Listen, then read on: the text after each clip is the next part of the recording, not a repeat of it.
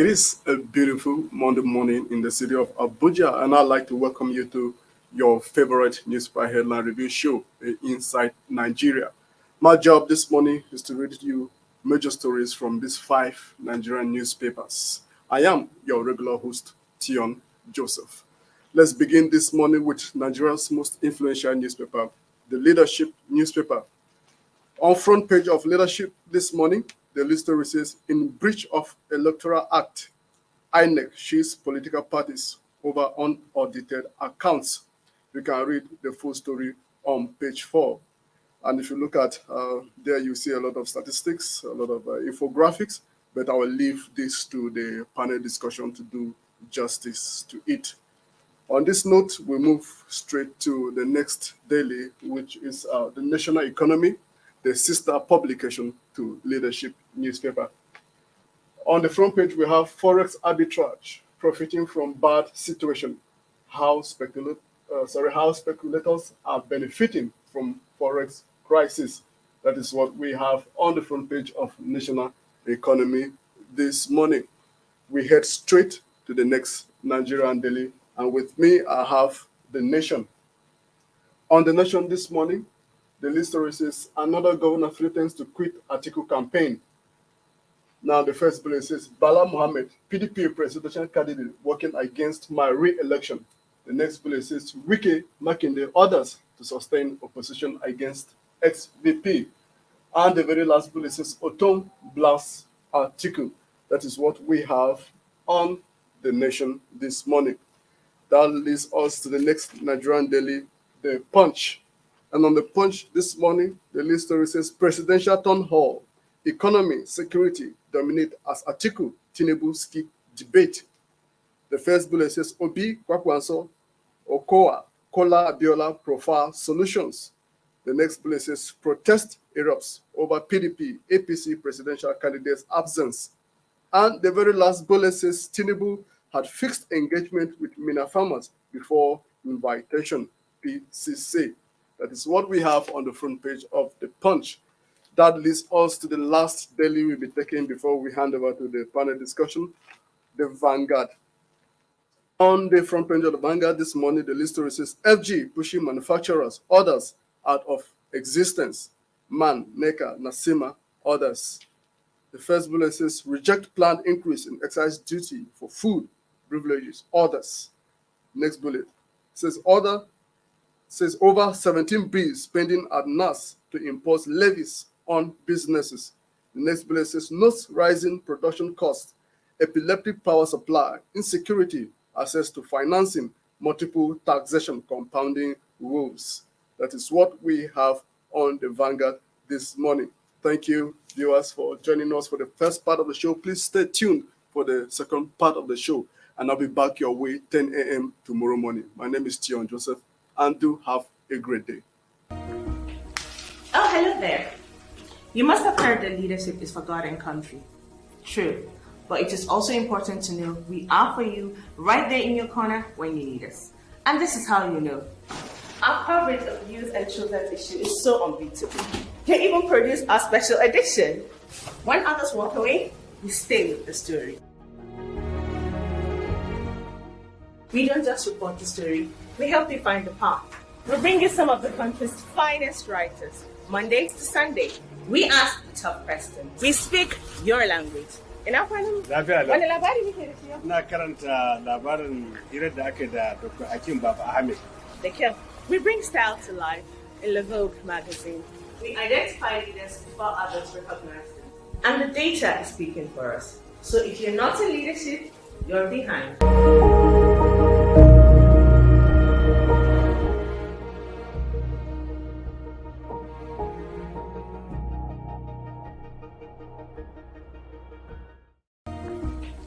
Oh, hello there. You must have heard that leadership is forgotten country. True, but it is also important to know we are for you right there in your corner when you need us. And this is how you know. Our coverage of youth and children's issues is so unbeatable. We even produce our special edition. When others walk away, we stay with the story. We don't just report the story, we help you find the path. We bring you some of the country's finest writers. Monday to Sunday, we ask tough questions. We speak your language. Ina kwanan Lafiya lau. wani labari muke da shi yau? Ina karanta labarin hirar da aka yi da Dr. Hakim Baba Ahmed. Da kyau. We bring style to life in the Vogue magazine. We identify leaders before others recognize them.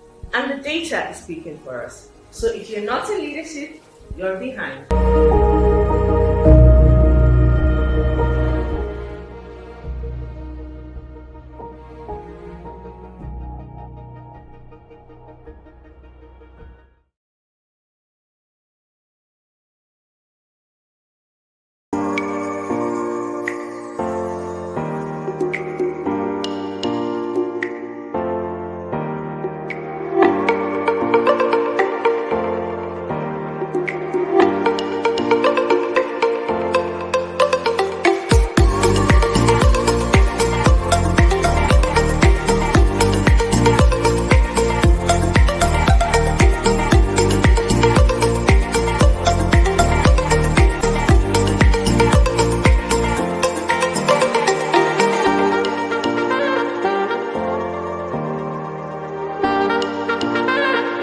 For sponsorship and advert placements, please contact 080-3688-6158. Last Word Leadership Podcast Studio. You have the last word.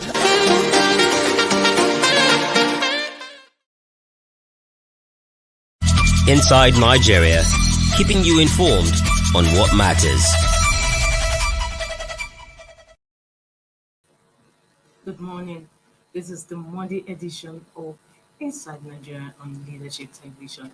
My name is Winifred Ukoro, and I'll be your host on today's edition. My guest, the public affairs analyst, is going to be joining us virtual, and he is Agaba Moise Agaba.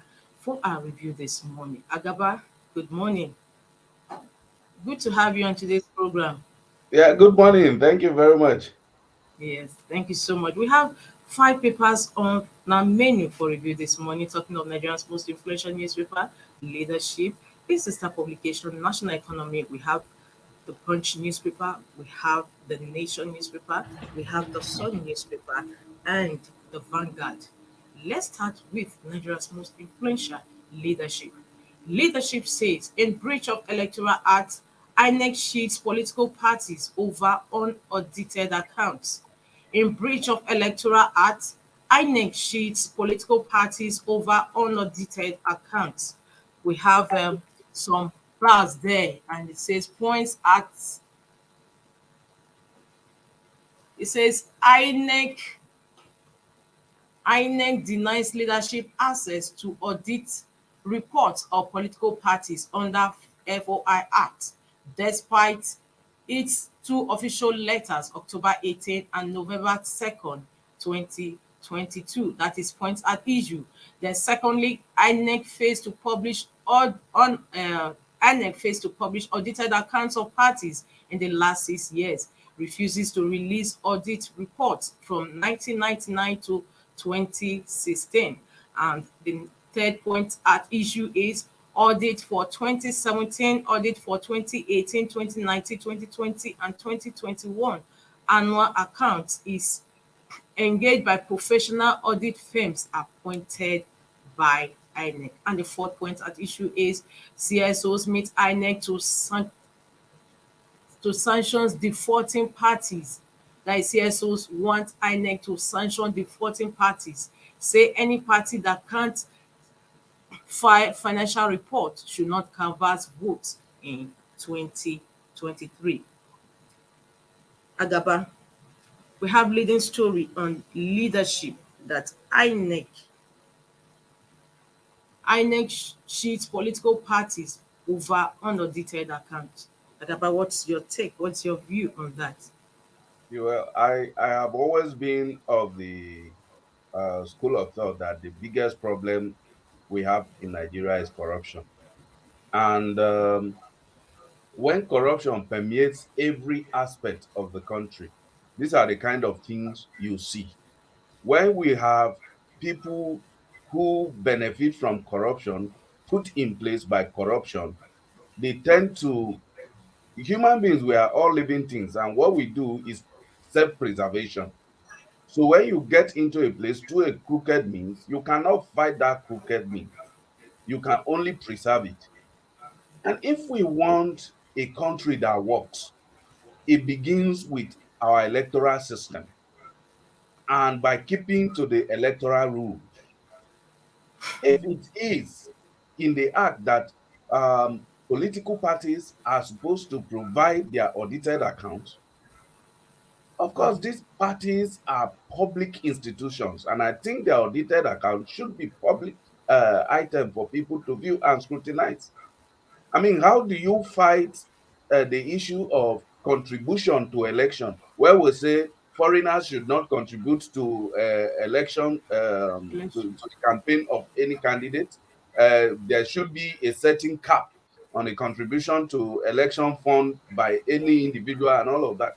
If we cannot have the party's account, audited account in the public, how then do we ascertain that these things were not done uh, while we cannot see? How can we ascertain that foreigners did not contribute? How can we ascertain that individual did not breach the cap? You see, so these are the little things that culminate in the huge failure in the system that we have today. So it's important, if there are people or organizations who are interested in seeing the audited statement, the INEC should make it available to them under the Freedom of Information Bill. Or does it not cover INEC? They should make it available. If you don't want to generate suspicion, or except you're saying that we are not the right body to receive this audited account, then you point this institution to the right body who should have the account. Or if you are saying we don't have it, then you say it out. We don't have it. Then we begin to chart whether or not you have the capacity, or the constitution are giving you the wherewithal to hold them to account, to submit at a given stage. Let's know where the problem is. So for me, my advice to INEC is to speak to the public about this. Why are you not putting out the audited account? Do you not have it? If you have it, then why are you not putting it out? If you don't have it, why don't you have it? Are you the one that is supposed to have it? If you are not the one, then who should have it? Point people in the right direction. Let's start to do some of these basic things well, so that we can even begin to think of building our country. You cannot build on top of nothing. As long as we leave corruption and corrupt practices to be the foundation of this country, we cannot progress anywhere. We have to pull this thing on from under our foot sometimes and start rebuilding on the solid ground. Okay. Thank you so much, Agaba, for that. But now that INEC, the new electoral act has come into play force since this year, 2022. Now, and a matter as huge as audited accounts of political parties is being shielded by the same INEC that is supposed to midwife the electoral act. Now, does that create a vacuum for other issues in electoral act? Of course, that is why I said that the INEC should clear the air as quickly as possible, because this is going to generate doubt in whether or not they can handle the election in a credible manner. So when things like this come up, the INEC should clear itself as quickly as possible. INEC is the umpire in the forthcoming election, and it is the trust that the people have in INEC that will determine whether people will accept the outcome of the general election or not. And that is the determinant of our peace or otherwise after the election. So any such body that is an umpire should not only do what is fair, but to always be seen as doing what is fair. For them, image is paramount. So the INEC should come out clean as quickly as possible. If they are not to be blamed, they should quickly throw the blame where it is, so that Nigerians can focus on such institution, organization, agency, or even if it is a person, so that we can focus on such people and clear the air. The INEC need to be seen as a neutral, clear, sincere, and absolutely objective umpire. Without that, we can't depend on on the election that they are going to handle. So let's quickly, anybody that is in INEC that is hearing this, let them quickly attend to this issue. If you can't bring out the audited statement of account, then a lot of things will become questionable. Whether or not you are willing to help in the implementation of the new electoral law, whether or not you are willing to help in making sure that our electoral system is free of corruption, free of malpractices and manipulation. So it's important. If you fail in one, people are going to question other things. People are going to say, oh, if he can lie, how can we say that he's not stealing? How can we say that he's not a murderer and all of that? So people are going to start saying, if INEC did not bring out the audited statement, then how can we ask of them the details of any election or any polling number of polling units that may be in contention after the election and all of that?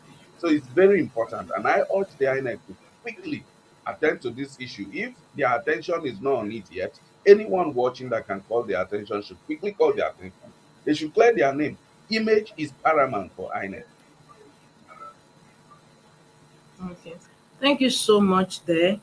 Talking of political parties, the latest story on The Nation says this morning, The Nation says another governor threatens to quit Atiku campaign. The Nation, another governor threatens to quit Atiku campaign. Bala Mohammed, PDP presidential candidate, working against my re-election, while Wike Makinde orders to sustain opposition against SVP Autumn Blast Atiku. The Nation, another governor threatens to quit Atiku campaign. Bala Mohammed, PDP presidential candidate, working against my re-election. Wike Makinde orders to sustain opposition against SVP Autumn Blast Atiku. Well, Still on politics, let's go over to the Punch. The Punch says presidential town hall. Economy security dominates as Atiku Tinubu skip debates. Presidential town hall. Economy security dominates as Atiku Tinubu skip debate. Obi Kwankwaso Okowa Kola Abiola profile solutions. Protest erupts over PDP APC presidential candidates absence. Tinubu had fixed engagement with Mina farmers before invitation. That is PCC, his Presidential Campaign Council. So what do you have to say, Agaba? The fact that Atiku and Tinubu did not make Arise Television's presidential town hall meeting begin to dominate discourse, as many are of the opinion that when it's important for them to engage the public, they were visibly absent. So is that enough? yeah, well, first, let me quickly remind you about the article and the five governors issue. Remember the last time I was in your studio, it was up and we talked Yes. about it, that the PDP is failing in the resolution of its own internal conflict, and that is going to rule them out of the 2023 presidential election if they don't fix it quickly. And I mean, time is also running out on them. They need to do something about that quickly. And the key is in the hands of the presidential candidate, which is Atiku Abubakar himself. He needs to figure out how to fix this because he's the sole beneficiary of the party as it is, and he's going to be the biggest loser if the party fails in the 2023 election. So he should quickly figure out a way to appease those people or let them go so that the other side, whom he feels he can depend on more, can be more comfortable. This has dragged too long and is becoming like a distraction on their part. They need to fix it as quickly as possible. Then let me move quickly to the issue of absence of the APC presidential Tinubu and Atiku. and the PDP presidential candidate from the town hall. Number one, um, what I think most politicians should understand in the 2023 election is that times are changing, trends are moving. And if you look at it, the social media has come and has created a huge, significant impact in the electoral system. Thereby, more people are politically aware now. More educated people are now interested in voting. That is what led to a rise in the registration for PVC immediately after the presidential primary for both the APC and the PDP. Mm. And if you want to know how many educated people and technology savvy people that show interest in the voting and in the election that is upcoming, you go and check the number published by INEC as those who commence their registration through the online portal. And this set of people are independent minded voters. They don't vote according to the instruction of any big politician or any influential person. They are going to vote according to their own conviction. Majority of this set of people also will not be willing to sell their vote. These are people who feels they have something legitimate doing, and all they need is for a system that works, a system that is fair, a system that promotes hard work. So these people will want to see hard work. To that extent, they want to hear from the presidential aspirant, I mean candidates. They want to hear how they understand current issues. They want to hear how they intend to provide to a proper solution to this issue, how they intend to do things different from what has always been promised and what has always been achieved. Where you don't make yourself available for such platform, which is by the way for free, you may be losing the support of such people, and it will be catastrophic for any candidate to take the undecided voters who are mostly educated, politically aware, and independent minded in terms of voting. You will be doing yourself a lot of wrong in the upcoming election, because if you want to go the ethnic route, we have the candidate distributed across the major ethnic group. We have Obi from the Igbo extraction, we have Tinubu from the Yoruba extraction, we have Kwankwaso and Atiku from the north.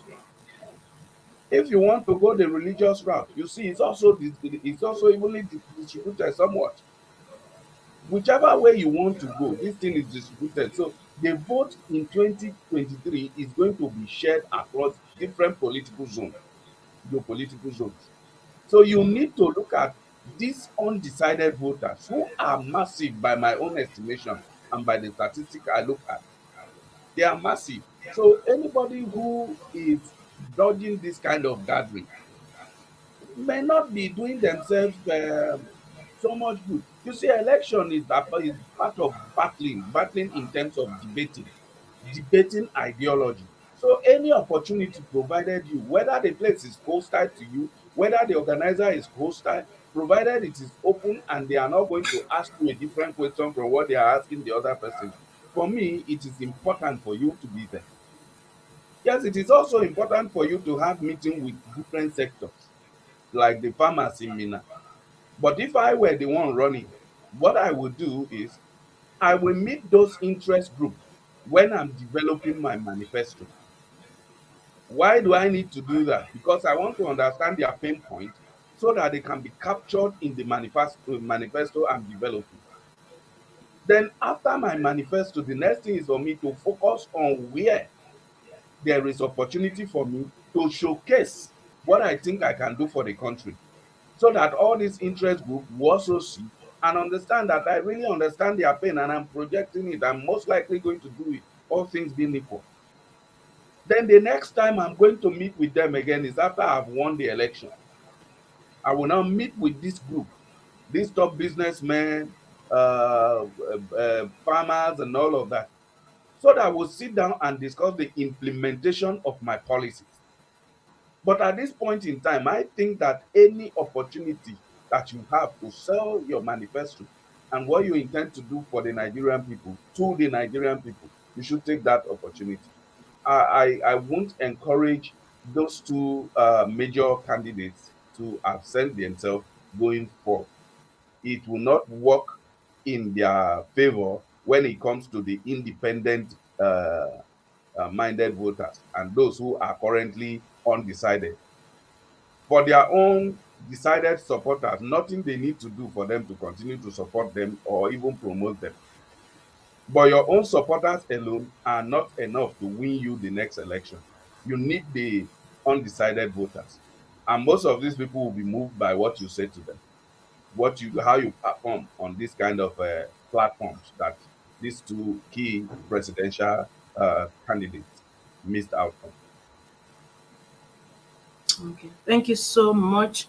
From the Punch and the Nation, we're moving over to Vanguard. Vanguard has a different story entirely on its cover this Monday, November 7th, 2022. It says federal government pushing manufacturers orders out of existence.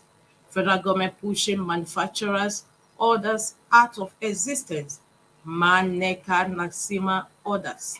Reject plan increase in excise duty for food, beverages orders. Say over 17 bills pending at NANS to impose levies on businesses. Notes rising production costs, epileptic power supply, insecurity, access to financing, multiple taxation, compounding woes. Federal government pushing manufacturers adult orders out of existence. Maneka Nasima orders. That is the headline story on Vanguard. And the writer says rejects planned increase in excise duty for food, beverages orders. Maneka Nasima orders say over 17 bills pending at NAS to impose levies on businesses. Notes rising production costs, epileptic power supply, insecurity, access to financing, multiple taxation, compounding woes. That's the story we have on Vanguard newspaper. As for Agaba, what do you have to say? Because man, the Manufacturers Association of Nigeria, NECA, NASIMA, others have raised the alarm over rising production costs, epileptic power supply, insecurity, access to financing, multiple taxation as part as woes as issues that is compounding the economy. So, what's your view on that? You know, you see, I told you the other time I'm also a business consultant. To that extent, I can tell you firsthand that I have witnessed these complaints from a lot of my clients, and the complaint about multiple taxation has always been there. And of course, I will still link it back to politics. These are the kind of things we expect that we should have our candidates talking about. We have the issue of electric power supply, we have the issue of cost of production, we have the issue of insecurity, we have this multiple taxation and all of that. All these things are bordering on our economic development. What are these candidates saying about this? These are the problems staring us in the face. Every day we mouth about the exchange rate of naira to dollar. What is happening there is simply a question of demand and supply. What are we producing that we are exporting? What are we even producing to meet the home front demand? You see, the issue of multiple taxation is something the government should work hand in hand with these sectors, with the manufacturing sector and all the business sectors in the country to ensure that we streamline taxes. We also have to ensure that it is easy to pay taxes. From the comfort of my office, I should be able to tell what I should pay and pay it without using a lot of proxies. In the country today, many revenue that the government should get is being done through third party, and you can never know the actual amount that you are supposed to pay. You pay one today, another person will come up tomorrow and say, oh, we are from these people and you must pay this. Oh, we are from these people and you must pay. You pay the same tax to three different people, four different people. These are things that business people have been talking about since I am aware of business and governance. So we need to come together as a country, and the government needs to look at this in a serious issue because it's killing businesses. And if businesses die, people lose job. If people lose job, the level of poverty increases because the purchasing power of a family goes down by one. So we need to do all of these things. Look at the insecurity issue. The whole issues are interwoven. We have unemployment, creating a lot of idle people available for recruitment into insecurity. Insecurity is preventing people from going to farm, and because people are not going to farm, We are not now having enough raw material for organizations who can even manufacture to continue Mm. production, or the cost is increasing for them. So what do? They either shut down production or cut down on employment. And what does that do? We continue to compound the situation. So we need to sit up and look at these issues from the root, attack them from the root. It could be a 10 years, 15 years run, but we are able to fix them gradually. Let it be seen that every year gives us an incremental progress in this direction.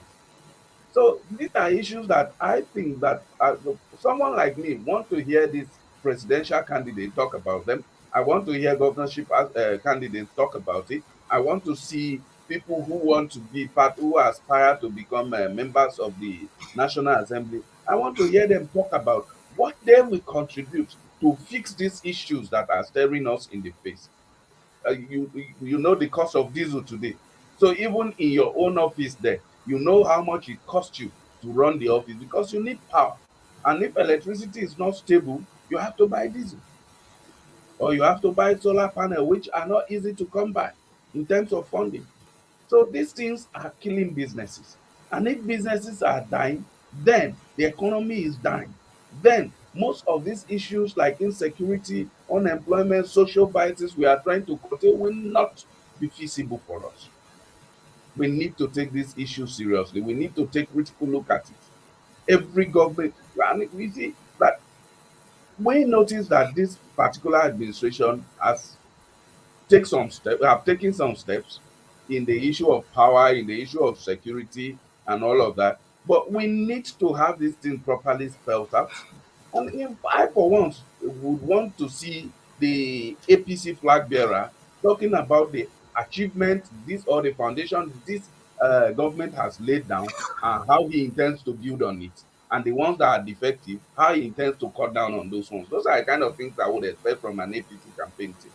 And I expect to hear from the opposition what they think is good about the policy of this government and what they think can be done better, and not issue of throwing jibes at one another. Oh, this person is this person is that. That's not what we want to see. Those things will not solve our problem. You will see that if we don't do the right thing during this election and don't ask the right question, and after the election we don't hold these people to account, in the next 8 years, 12 years, 16 years, you and I will be raising this same issue. If you pick up newspaper from the 1980s, you will see that the headlines are almost identical to all the headlines we have today. Oh, That is to tell you that we have not been making any me. reasonable progress. Yeah, it's just breaking there. We are having a network hitches from your end. Oh, Well, really? the next last paper we have on our menu is the national economy, and that's our sister publication. The headline story says Forex arbitrage profiting from bad situation. How spectators are benefiting from Forex crisis. Forex arbitrage profiting from bad situation. How speculators are benefiting from Forex crisis. The story is on page 4 of national economy. Agaba, I don't know if you have want a comment on that. All right. Can you hear me clearly now? Hello, can you hear me? Can you hear me? Agaba, are you hearing me? Yeah, I can hear you loud and clear. Can you hear me? Yes. I just You, read the cover story on the National yeah, Economy, our sister publication. It says yeah. Forex arbitrage profiting from bad situation. How speculators are benefiting from Forex crisis. Yes. You see, over time, we have had the parallel market and the official market. This though exists unofficially in many countries, but in Nigeria, we have sort of given the parallel market more power over the official market. And all boils down to the issue of corruption in the system. Because I don't see why our people should be more interested in the exchange rate at the parallel market than the official market. And why is it so? Because a lot of us do businesses that are not in line with what the law says, and it is driving. On the other hand, too, the institution, because recently the CBN said they will no longer give forex to the BDCs. that everybody who needs foreign currency should go to their commercial bank and apply. But what I also understood is that most commercial banks will tell you they don't have the money. Wow. How true that is, I don't know. So you want to go and buy dollar, they will tell you, fill the form and come back in 2 weeks' time or come back in 3 days' time. And they keep posting you, and your business cannot wait. So people tend to fall back to the black market to buy these things. And why is it so? If you complain, the CBN will say, any bank that does that, report them to us. But when you report them, what will come out of it? Nothing. So people will not wait and watch their business sink because the bank is playing some kind of game with them, or because the CBN is playing some kind of game with them through the banks. You say it will be available, but then it is not available.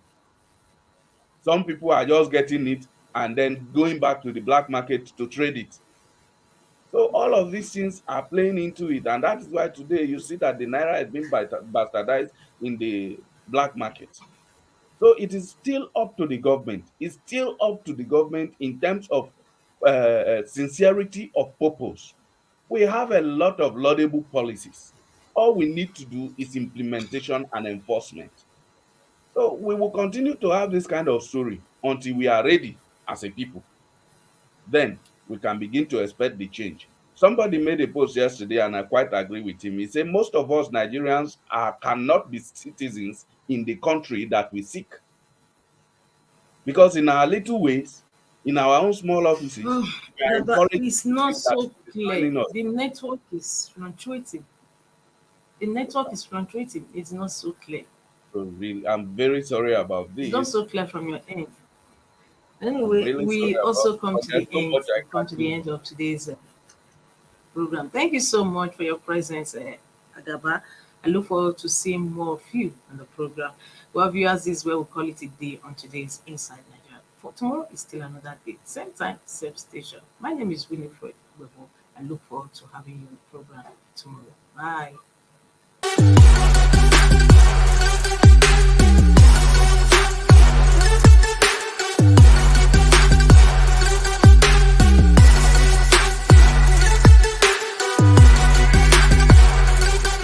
Thank you for watching. For sponsorship and advert placements, please contact 080-3688-6158. Last Word Leadership Podcast.